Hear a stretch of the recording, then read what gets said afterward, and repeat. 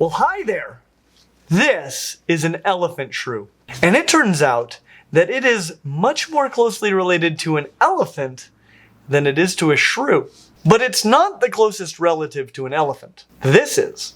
And the closest relatives to elephant shrews are these things, which aren't moles. These things, which aren't hedgehogs. And these things, which aren't otters. Because this clade, the Afrotheria, is full of crazy animals that aren't what they seem.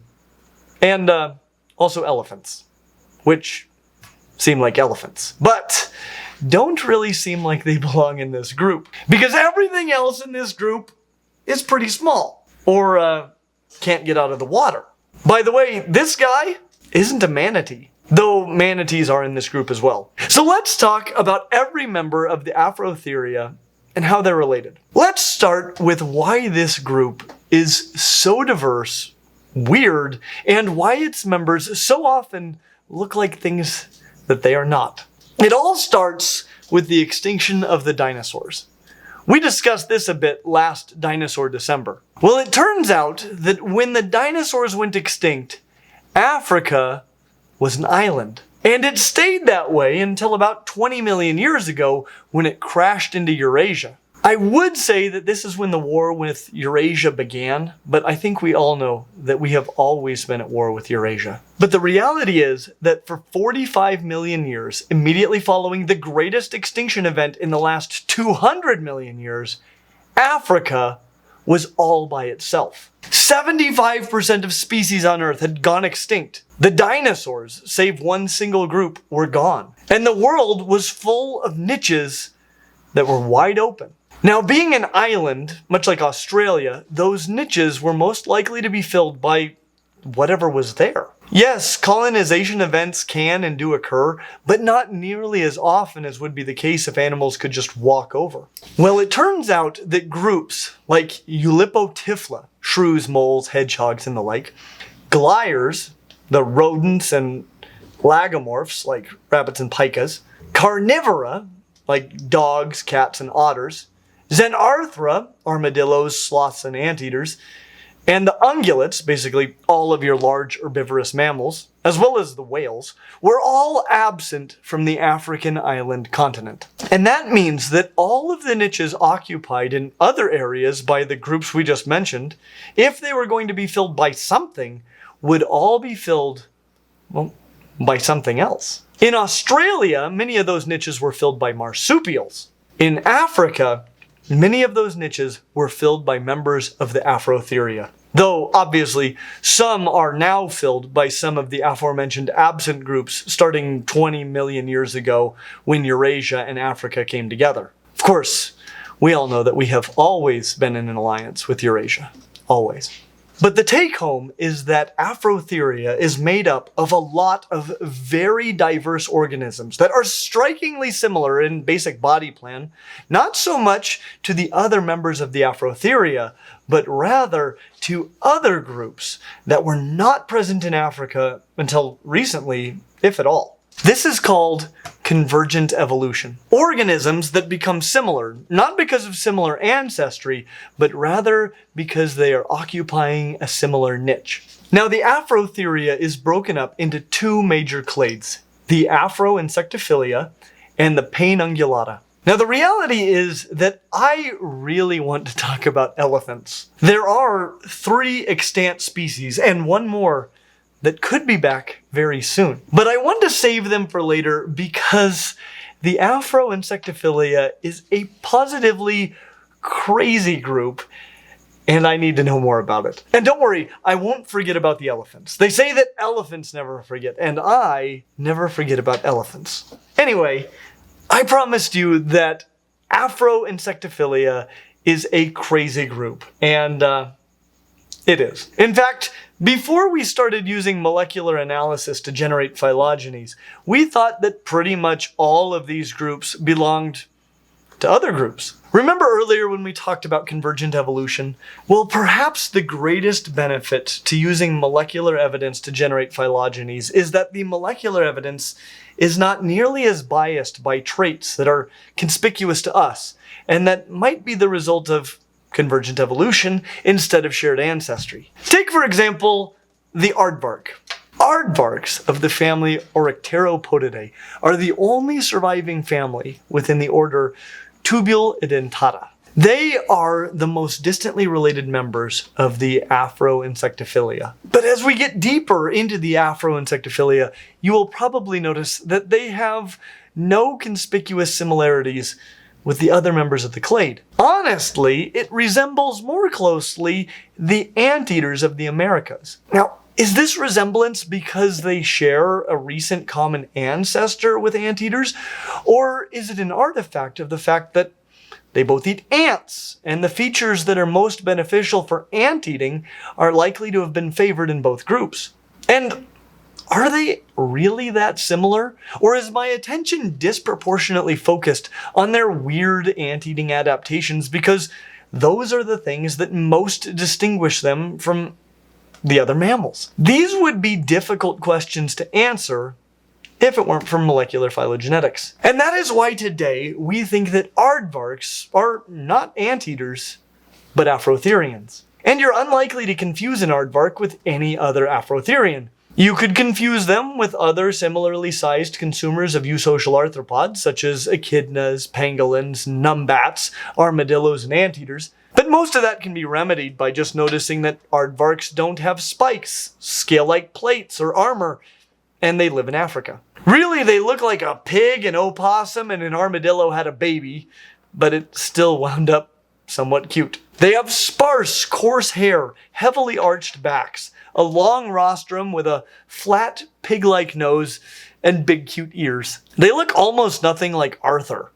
I don't know when the creators of Arthur decided that Arthur the aardvark would look better if he looked nothing like an aardvark. I'd say he looks like a Patagonian Mara, which would explain not only his face, but his lack of a tail sticking out of his pants. Anyway, if you see a pig possadillo crawl out from a hole in Africa, it's an aardvark. The next most distant relative to the other members of the Afroinsectophilia would be the elephant shrews of the family Macroscellidae, which are, as we already mentioned, surprisingly more closely related to elephants than they are to shrews. Which is like finding out through molecular analysis that catfish are more closely related to cats than fish. Or that a banana spider is more closely related to curvy yellow fruit than it is to spiders. It's just bananas.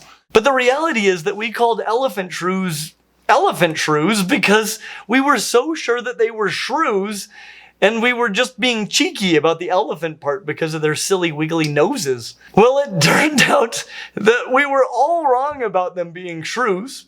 Convergence again, but we were shockingly right about the elephant part, which is also likely convergence, but what a serendipitous convergence indeed. Now, shrews look a lot like mice or other small rodents, but with generally small eyes and pointy teeth instead of the continuously growing yellow incisors of rodents. Elephant shrews can be distinguished from true shrews by their wiggly elephant noses and, in many cases, larger, more mouse-like eyes. The next most distantly related family within the Afroinsectophilia are the golden moles of the family Chrysochloridae, which, as we said earlier, aren't moles. So far we have an anteater that isn't an anteater, a shrew that isn't a shrew, and now a mole that isn't a mole. I love this group. Again, golden moles are more closely related to elephants than they are to the animals they most closely resemble. And honestly, even more than they resemble moles, they resemble Australia's answer to the mole, the marsupial mole, which is even more distantly related to moles than are the golden moles. Honestly, the only mammals less related to moles or golden moles than marsupial moles are the egg-laying monotremes, the echidnas and platypuses. So the similarities between golden moles, and even more so between golden moles and marsupial moles, are pure convergences. Convergences to living like the underminer. I'm always beneath you! but nothing is beneath me! They even have some amazing convergences with the amphisbaenians, the worm and mole lizards. Mostly that they can detect seismic activity and have crazy digging forelimbs. But I can tell you with some confidence that mole lizards are not closely related to golden moles, though mole lizards are lizards. We've got a whole video ranting about that.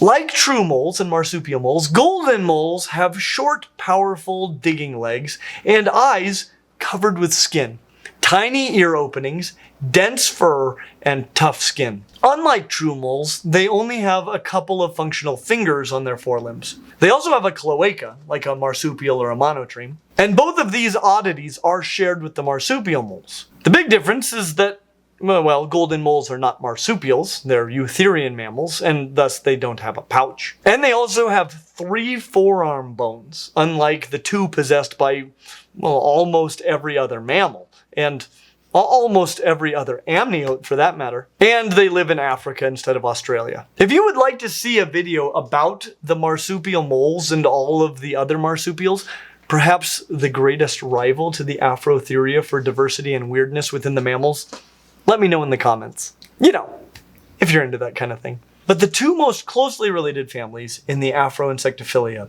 are the tenrecs of the family Tenrecidae and the otter shrews of the family Potamogalidae.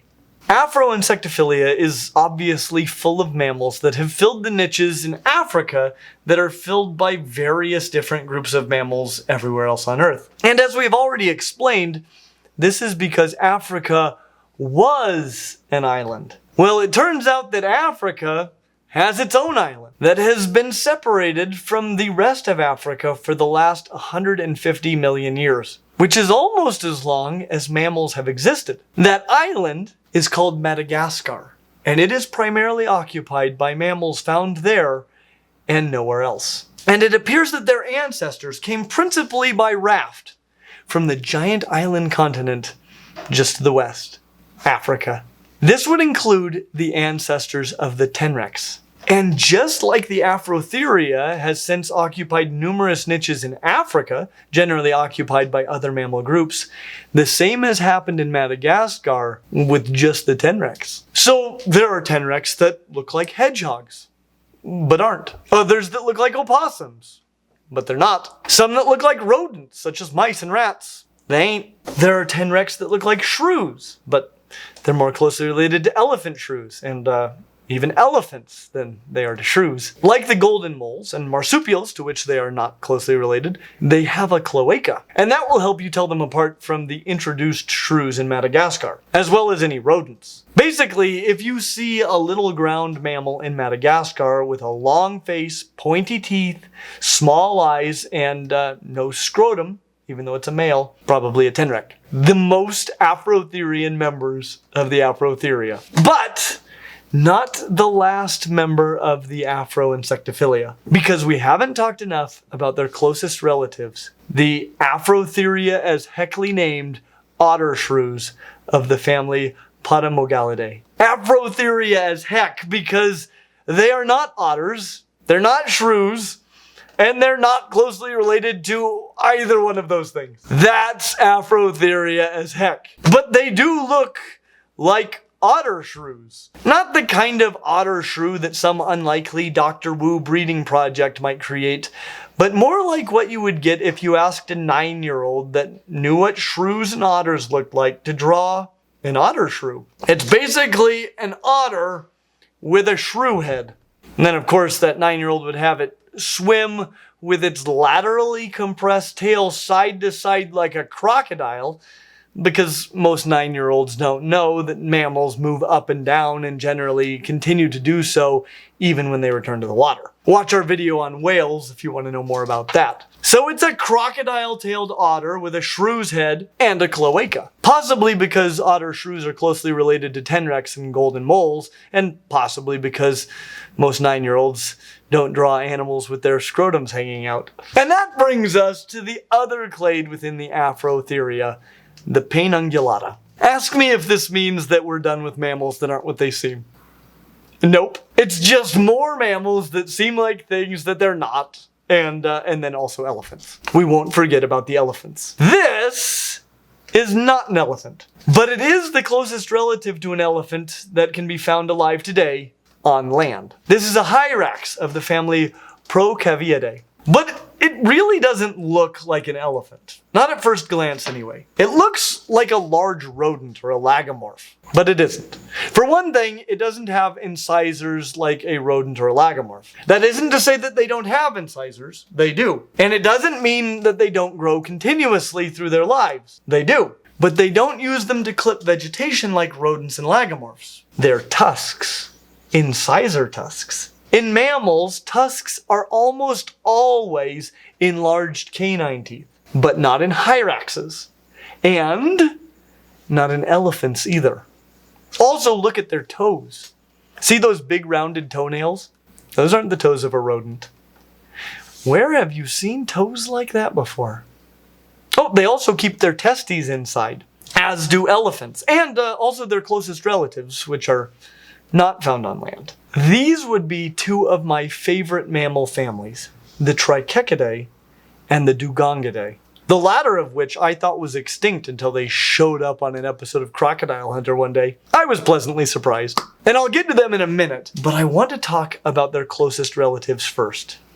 The elephants. 3 extant species, and one more that is supposed to make a return in 2027. So I'll include them too, just so this video stays evergreen. Now, all 4 fall into the family Elephantidae, and they can be distinguished from anything else by the fact that they're elephants. But in case you've lived your entire life in a hole somewhere, like a golden mole, or you come from outer space, elephants are generally very large. Insular dwarfism has resulted in pygmy elephants in the past, but currently the 4 species of elephants alive, or soon to be alive, are the 4 largest land animals on the planet. As mentioned earlier, they have tusks formed from their incisor teeth, not the canines. And their testes are internal, not held outside in a scrotum, which, if you think about it, is a much safer place to keep your testes. But the body cavity of most mammals is a bit toasty for spermatogenesis, so most mammals have to keep their testes out where it's cooler. Elephants, however,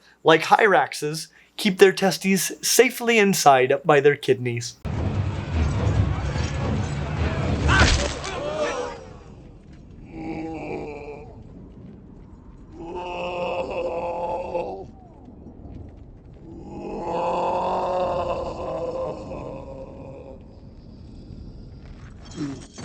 That's a comfort.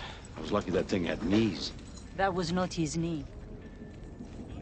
Not everybody keeps their genitals in the same place, Captain.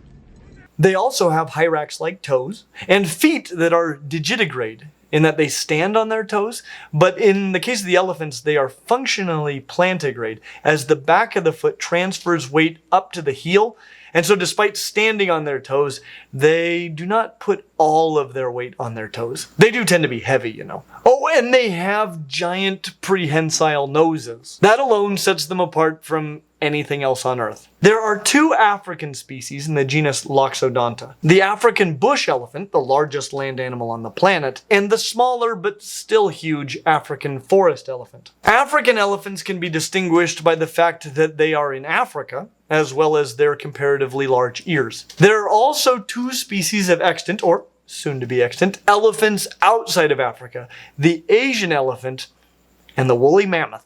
They can be distinguished by the fact that their ears are smaller, their trunks have a single finger-like projection at the end as opposed to the 2 opposing projections of the African elephants. Asian elephants also have double crowns to their heads versus the single crown of the African elephants, and woolly mammoths are woolly as can be. The closest relatives to the elephants are the last 2 families of extant Afrotherians, and they are the groups that have gotten the farthest away from Africa because they can swim.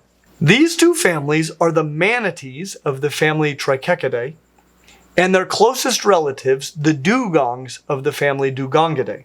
Now, I knew of the giant dugong, the Steller sea cow, since I was a small child.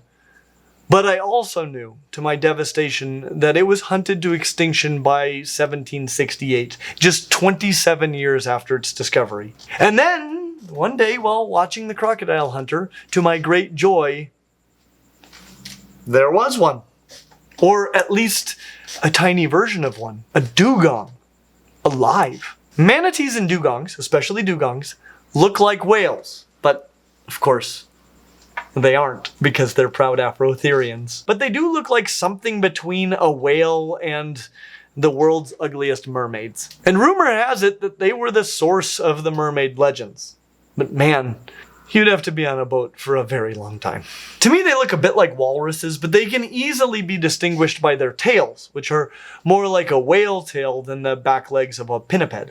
Manatees tend to be more portly in build and have rounded tails. Dugongs, on the other hand, are more lean and fast with more whale-like tails. In both cases, they swim up and down like the whales they pretend to be, and not like their cousins, the otter shrews. And that brings us to the end of the Afrotheria. What group should we talk about next? As always, like and subscribe, and we hope to see you real soon. Madagascar is one of those places I would really like to go someday, and so if you would like to see us make a video about the incredible diversity of things in Madagascar, please consider supporting us on Patreon. Heck, if you want to see a video about tenrecs and maybe if they make good pets, or maybe a tenrec versus hedgehog head-to-head, I don't know. These would be other things that we could do, thanks in no small part to the support of our patrons on Patreon, so check it out. Possibly because otter shrews are closely related to tenrecs and golden moles, and possibly because most 9-year-olds don't draw animals with their scrotums hanging out. Wow!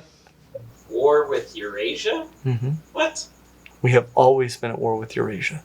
There was never a time before... Who's the we? We? We have been at war. Yeah, Oceania. What? Oceania was at, which Oceania was Australia? Oceania has always been at war with Eurasia. I'm so confused. Search it. Why would it be at, what is, there's humans at war? There was never a time when we were not at war with Eurasia.